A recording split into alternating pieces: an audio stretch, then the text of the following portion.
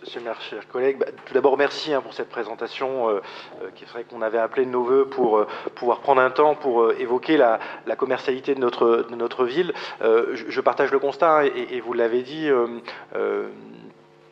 notre ville, en tout cas dans son centre commercial principal, la rue de la Rep, le centre-ville et la place d'Arc, avait beaucoup de similitudes avec d'autres villes. Et c'est vrai qu'on on a pris de plein fouet, comme d'autres, le changement des habitudes et les fermetures successives, et j'espère que ça va bientôt s'arrêter, mais autour de l'habillement notamment, avec ces nouvelles habitudes qui font que voilà, les commerces qui vendaient des vêtements qui étaient fabriqués assez loin se sont retrouvés mis en difficulté ces dernières années. Et c'est vrai que peut-être que la diversité commerciale nous a permis d'être un petit peu moins impacté. C'est vrai qu'on a la chance d'Orléans d'avoir une diversité commerciale qui fait que même si ces grands groupes sont partis, on a un certain nombre voilà, d'autres entités qui ont pu permettre de tenir rang et de pouvoir voilà, essayer d'avoir un centre-ville le moins déserté possible. C'est vrai vous avez raison quand vous l'avez évoqué,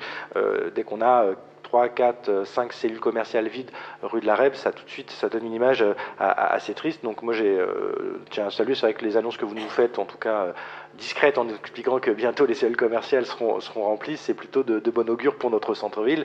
Pour avoir visité d'autres centres-villes il y a encore récemment, c'est vrai que voilà, la commercialité est difficile, et ceux qui se résumaient à des enseignes d'habillement fut un temps se retrouvent en très grande difficulté. Donc voilà, je voulais le saluer. Sur la présentation, néanmoins, permettez-moi de la questionner un peu. C'est vrai, quand vous évoquez le déplacement et que vous n'abordez que la question du stationnement automobile, je pense que ça aurait mérité peut-être une approche plus ouverte sur d'autres modes de déplacement, parce qu'en effet, les clients ne viennent pas que en voiture pour se garer au plus près des commerçants. Il y en a beaucoup qui viennent en transport en commun, il y en a beaucoup qui viennent en déplacement vélo, et donc on aurait pu, voilà, aussi dans cette présentation évoquer comment on va toucher un public de clients et une clientèle qui se déplace pas forcément en voiture pour se garer au plus près des commerçants. On aurait pu parler des parcs relais, on aurait pu parler de la sécurisation des pistes cyclables, on aurait pu parler également de la question des vélos cargo qui se développent de plus en plus. Et en effet, il y a des familles qui se déplacent de plus en plus, et malheureusement, c'est des outils, enfin c'est du matériel qui coûte cher et qui parfois se fait voler assez facilement. Et donc voilà, on aurait pu aussi réfléchir à comment on crée des parkings pour les vélos cargo pour sécuriser nos vélos. Voilà, je tenais à le souligner parce que quand vous avez évoqué longuement la question de la tarification des stationnements en ouvrage ou en voirie, je m'attendais d'avoir une slide derrière pour les autres modes de déplacement pour permettre d'atteindre nos commerces quels que soient les différents quartiers. Et ça fera ma transition, c'est qu'on a évoqué un certain nombre de poches de commercialité sur les différents quartiers. On aurait pu évoquer, pour être plus complet, peut-être ce qui se passe sur Saint-Marceau. Il y a eu des belles réussites aussi avec une boucherie récemment. Il y a sur le quartier de l'Argonne aussi un certain nombre de situations où des commerçants aussi essayent de se battre pour pouvoir continuer à accueillir de plus en plus de clients. Et parfois, et vous avez eu sûrement le même retour, un certain nombre d'animations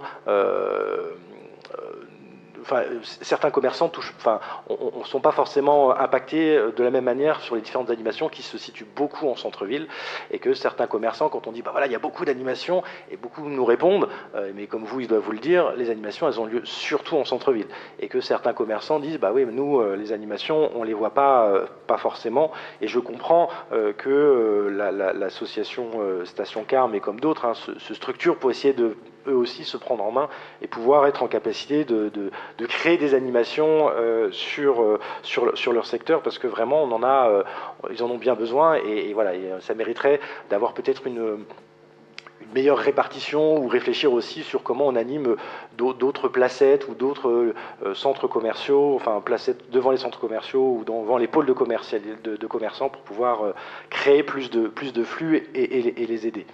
Moi je partage ce qui a été dit, et je salue les services et tous ceux, et monsieur Nantier, monsieur le maire, sur ce qui a été fait sur du RLX. Très clairement, c'est une très belle réussite. J'ai été, comme beaucoup d'Orléanais, aller faire une partie de mes cadeaux de Noël là-bas, et je trouve que c'est une très, très belle chose, et je pense que il faudra peut-être réfléchir avec eux aussi sur comment on arrive à pérenniser leur présence sur le centre-ville, parce que même si on évoque un magasin d'usine à La Chapelle, je pense que ça aurait du sens que sur Orléans, on puisse garder voilà, un espace réservé à Duralex.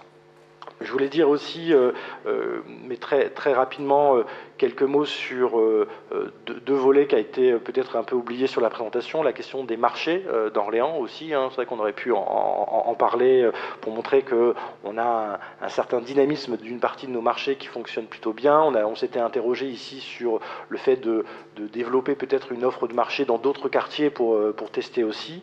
On aurait pu l'évoquer. Et pour finir sur une note plutôt positive, je voulais... Bon, Mme Picard est partie, mais on a évoqué les œufs mollets. C'est vrai qu'on a la chance d'avoir à Orléans, on parlait beaucoup de Tours sur la gastronomie, mais au final, Orléans devient aussi un lieu de la gastronomie, et je pense que sur le coup, ça fait partie des... avec Martin Pourry, mais avec d'autres, mais des fiertés qu'on pourrait mettre un peu plus en avant. On a la chance d'avoir une gastronomie très dynamique sur Orléans, et qui pourrait faire pâlir certaines grandes villes qui se targuent de gastronomie depuis un certain nombre d'années. Et je pense qu'à Orléans, voilà, ça pourrait être un vecteur d'attractivité et d'animation supplémentaire. Je sais que vous en avez tous conscience, mais sur la question du rayonnement, la gastronomie orléanaise, j'ai l'impression qu'elle rayonne de plus en plus. Je trouve que ce serait intéressant de pouvoir la mettre un peu plus fortement en avant. Merci de votre écoute.